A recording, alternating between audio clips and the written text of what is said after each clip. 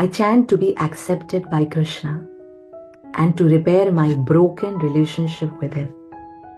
हम जप क्यों कर रहे हैं? ताकि कृष्णा में एक्सेप्ट कर ले और ताकि जो मेरा ये रिलेशनशिप है जो टूट गया है कृष्ण के साथ वो पुनः स्थापित हो जाए। याद रखिएगा जो अभी हम सुन रहे हैं इस मोड को हमें बाकी टाइम जो अभी हम जब कंटिन्यू करेंगे महाराज जी के साथ उसको कंटिन्यू रखिए।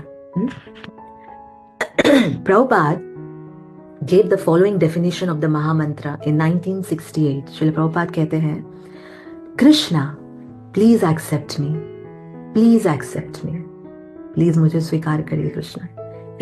Interestingly, in a later lecture, he said, we have no right to ask Krishna to accept us. Krishna से क्या कहा प्रभुपाद ने पहले? Please accept me, please accept me. और बाद में किसी एक लेक्चर में प्रभुपाद कहते हैं एक्चुअली देखा जाए तो हमें कोई अधिकार ही नहीं है कि हम कृष्णा से ये भी कहे कि कृष्णा प्लीज एक्सेप्ट मी। क्यों? ऐसा क्यों कह रहे श्रील प्रभुपाद? श्रील प्रभुपाद कहते हैं we have no right because we left him, we turned our back on him, we committed sinful activities for many lifetimes, we became envious of Krishna, we denied him and we minimized him. What right do we have now to ask him to accept us? अब ये छोटा सा line जो है इसमें थोड़ा सा meditate करने का प्रयास करिए। कितनी बड़ी बड़ी बातें कही ना श्रील प्रभुपाद ने। प्रभुपाद कहते हैं कि हमें कोई अधिकार ही नहीं है। क्यों? क्योंकि आप इमेजिन करिए एक लड़का अपने घर से निकल जाता है धिक्कार के, बहुत गंदी गंदी हरकतें, सिंफुल एक्टिविटीज करता है, लाइफ टाइम मतलब साल साल साल बार बार उसको क्षमा कर रहे पिता, बार बार क्षमा कर रहे, पर ये पुत्र कैसा है? कुपुत्र है, मूत्र के समान है, इसको कुछ सुनाई नहीं दे रहा। He's just continuing his bad activities. Now इसको अपने पिता से एनवियसनेस, जेलसी, द्वेष होने लगा कि मेरा पिता तो ऐसा, मुझे इसको पिता बोलने में भी शर्म आती, मुझे इसको बोलना ही नहीं है, पिता द्वेषी है मेरा। हाँ, he denied him, we denied him, and then हम रिजेक्ट कर देते हैं। सोचिए अपने पिता को, चाहिए नहीं, तू मेरा बाप नहीं, ऐसे इस तरह की बातें जो होती है ना। एंड सोचिए पूरे समाज में हम उस पिता का जो एक स्तर है उसको नीचे गिराते हैं, उन पिता का मिनिमाइज कर देते हैं उनके पोजीशन को, और उस घर को त्याग के चले जाते हैं। अब मुझे कहिए क्या अधिकार है या किस अधिकार से हम उस पिता को पुनः कह सकते हैं कि मुझे स्वीकार कर लो? यदि आप पिता होते, how would we have reacted? Our desire to reconnect with Krishna is our great fortune. हमारे अंदर ये इच्छा जागी है कि हम कृष्ण से पुनः कनेक्ट करना चाहते हैं। ये खुद में एक बहुत बड़ा फॉर्च्यून है, सौभाग्य है। केवल ये इच्छा जागी है। उस संतान का सोचिए जो इस तरह से चला गया है, अब उसमें ये इच्छा केवल जागी कि मुझे पिता के पास जाना है, वो खुद में एक बहुत बड़ा फॉर्च्यून है, बहुत बड़ा फॉर्च्यून है।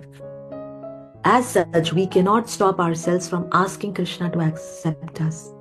Prabhupada said, we have faith. दो हम मांग नहीं पा रहे हैं, या क्या मुंह से मांगे, किस मुंह से कहे कि हमें एक्सेप्ट कर लो, किस मुंह से?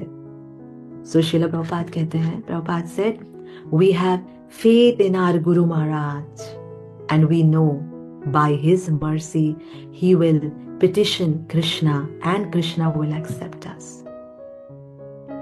हमें हमारे गुरु महाराज पे विश्वास है। कौन कह रहा है? रत्नावली नहीं कह रही है। कई बार लोगों को लगता है कि ये लोग सिर्फ गुरु गुरु कहते हैं। तो श्रील प्रभुपाद से हुआ भी, हम भी जानेंगे ऐसे लड़के को कोई पसंद करेगा? केवल जब माँ जाके अपने पिता को मतलब उस पिता को कहती है बेटा है, अपना ही बेटा है, अपना ही खून है, माफ कर दो, कहाँ जाएगा? कौन है मेरे हमारे अलावा इसका? कौन देखेगा इसे? रास्ते की ठोकर खाएगा, माफ कर दो उसको। पिता उस माँ की बात मानता है, मानता है, यस। माँ की बात पिता मानते हैं। कौन है वो? कौन है वो माँ? गुरु। Guru is our mother, our father. त्वमेव माता च पिता त्वमेव, त्वमेव बंधु च सखा त्वमेव। Everything, everything. सो ये जो बचपन से हम सुनते आए हैं ना, गाते आए हैं, it does have meaning, it does have meaning.